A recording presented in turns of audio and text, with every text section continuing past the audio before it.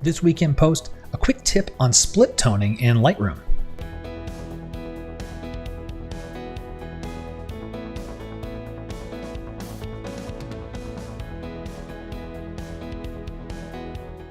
Hi everyone, I'm Scott Davenport and welcome to In Post.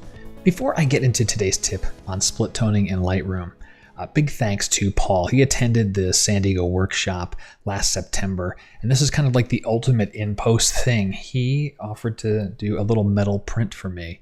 I shouldn't say little, this is actually pretty sizable, it's wider than me, and it came out absolutely gorgeous. So Paul, I want to thank you very, very much for this. I'm going to find a spot to put it on my wall here and be happy every time I walk by it and see it. So thank you again. Now, let's get into today's tip. Now, split toning is an effect I like to use quite a bit, but I want to be able to control both colors at the same time. And I have this photo here. You can see I've turned off split toning. Let me turn that on. So I've done some split toning on it, adding a little, gold in the highlights and a little ruddy color in the shadows.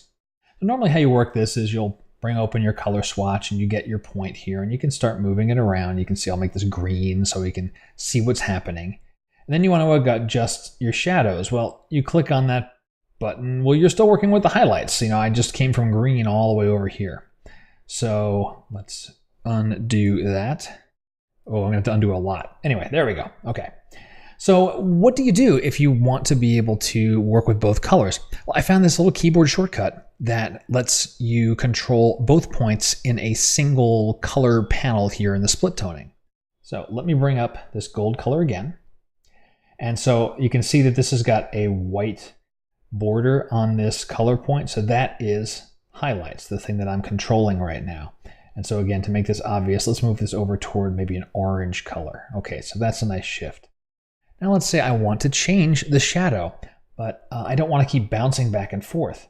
Hover over the other point and I press Command on a Mac or Control on a PC. And now I can adjust my shadow point. And just to prove the point, I'll send it way over toward the blues. You can see that the bridge, that's the shadowy area, is getting very blue.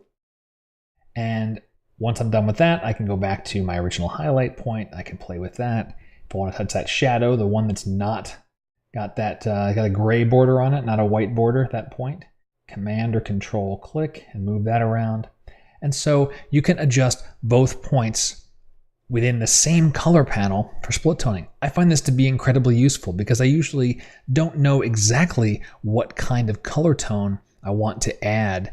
When I'm first starting out, I'm usually experimenting a little bit, and bouncing back and forth between highlights and shadows gets old pretty quick.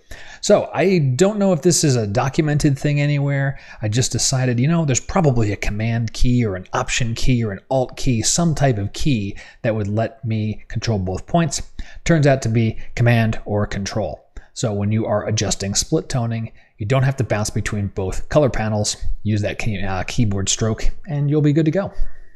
And if you couldn't figure it out, that is the tip of the week, using the Command or Control key with the split toning panel in Lightroom so you can adjust both colors at the same time. Short and sweet this week. I hope you have enjoyed it. If you did, please let me know. Send comments in, questions. I'd love getting some questions. I just did questions and answers for In the Field. Be good to get around to doing another one for In Post here, I think. So send in your questions. You'll get an answer right away. You won't have to wait for the next video.